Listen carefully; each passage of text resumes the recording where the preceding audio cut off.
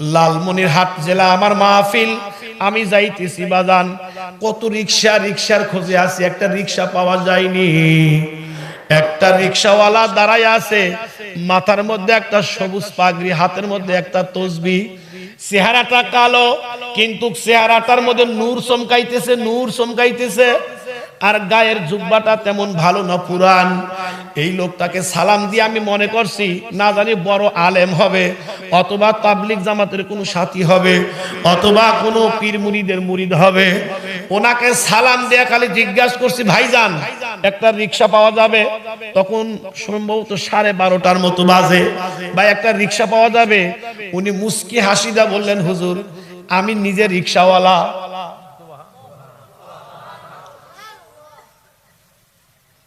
আশ্চর্য, কয় কি রিক্সাওয়ালা এত সুন্দর হইতে পারে? যাব আদিত মারিতে মেশিন মোড় থেকে, আমি ভাড়া মিটাইলাম না, সুন্নাত, কিন্তু আমার দিলের ইচ্ছা আছে যে ভাড়া যাই হোক লোকটা পছন্দ, আমি 500 টাকার একটা নোট দেব। এ ভাই অনুরোধ করি কোন রিক্সাওয়ালাকে ভাড়া নিয়ে গালি দিবেন না। দোয়া শুধু আমার কাছে নাই, দোয়া রিক্সাওয়ালার কাছেও আছে, দোয়া বেয়ানালার কাছেও আছে। ওকে 5টা টাকা বেশি দিয়েন, ওকে 10টা টাকা বেশি দিয়েন, আল্লাহর আরশ কেঁপে উঠবে, দিয়েন। এ মুসলমান ভাইরা আমার, আমি বললাম আদিত মারিতে যাব, আমাকে একটু নিয়ে যান। এই রিক্সাওয়ালা রিক্সা চালাইতেছে, আল্লাহর কি কাম, কিছু দূরে গিয়া জোহরের আজান। এদিকে তাকা। এখন আমারে কয় কি জানেন, যেই মাত্র আজান অমনি ব্রেক। হুজুর একটা কথা বলি, কিছু মনে করবেন না? বললাম না না না না, বলেন। কয় কিছু যদি মনে না করেন, এই যে একটা মসজিদ, আমরা দুইজনে ওযু করে নামাজটা পড়ে গন্তব্যস্থানে যাই। আমি কইলাম ভাই আপনাদের এলাকায় জামাত কয়টা? কয় 1:30, একটা 30 মিনিটে। তা আমি কইলাম সামনে গিয়ে পড়ি, সময় তো এখনো আছে। আমারে কয় কি জানেন, হুজুর কিছু মনে করবেন না, আলেম মানুষ আপনি, হয়তোবা হুজুর আমরা যে আধা ঘন্টায় যাব, রাস্তার মাঝখানে যদি আজরাইল আসে,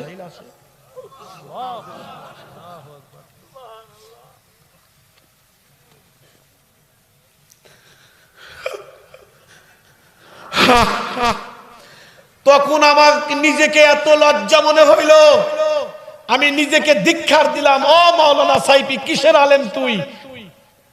তুই তো একদম রিক্সাওয়ালার কাছে জিরো। রিক্সাওয়ালার নামাজের মোহাব্বত, আর তুমি আধা ঘন্টা সময় নিতে চাও। আমি কইলাম আসলেই তো ভাই ঠিক, যদি আজরাইল আসে। তো আমি বললাম একটা লোক অপেক্ষা করতেছি, একটু চলো ভাই। বাস আমার কথা অনুযায়ী উনি রিক্সা চালালেন।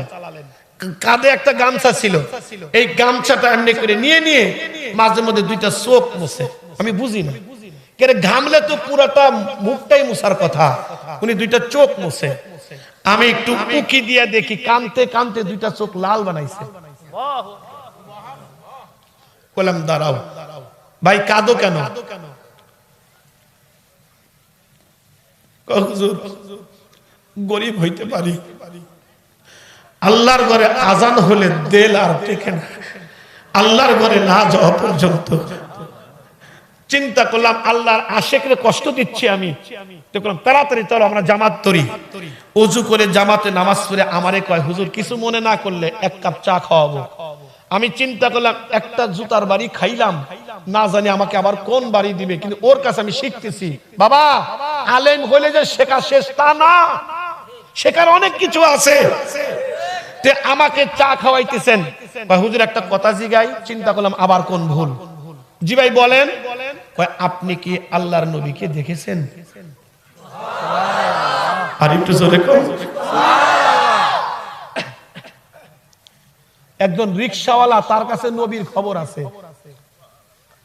কিসের মানুষ হইলাম?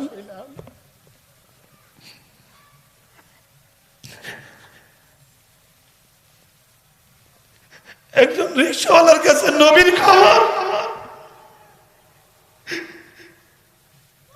আপনি কি নবী দেখছেন? আমি কইলাম যে না, আমি তো বাস্তবে দেখি নাই। হুজুর কেমন দেখা যায়, কেতাবে পড়েন নাই? হ্যাঁ, শামাইলে তিরমিজিতে পড়েছি। হুজুর বলেন তো। আমি একটা অঙ্গের কথা বলতেছিলাম, উনি একটা চিৎকার দিয়ে পড়ে গেলেন। হুজুর বলবেন না, যেভাবে বলছেন হয়তো আল্লাহ আমাকে এইভাবেই দেখাইছে। আরো জোরে। জুতাটা খুলে গেল দূরে, আমি ওনার জুতাটা সংগ্রহ করে নিজের রুমাল দিয়ে ওনার জুতা পরিষ্কার করতেছি। কয় আপনি কি করেন আলেম মানুষ? আমি কইলাম না, তুমি রিকশাওয়ালা না, তুমি রিকশাওয়ালা না, তুমি রিকশাওয়ালা না, তুমি আল্লাহর বন্ধু, নবীর বন্ধু।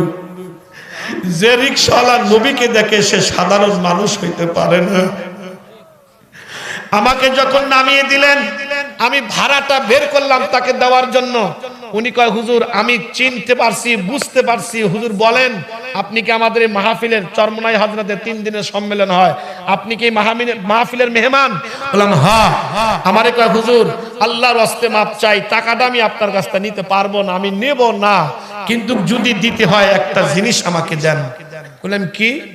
ও কয় হুজুর কয়েকদিন আগে আমার মা দুনিয়া থেকে চলে গেছে, আমার মার জন্য একটু দোয়া করবেন, আল্লাহ যেন আমার মাকে মাফ করে দেয়। ভাইরা আমার, দরদের ভাই, রিকশাওয়ালা আল্লাহ দেখে না, ভ্যানওয়ালা আল্লাহ দেখে না, চাকর আল্লাহ দেখে না, গোলাম আল্লাহ দেখে না, আল্লাহ দেখে কার দিলটা কত সুন্দর, অন্তরটা কার সুন্দর।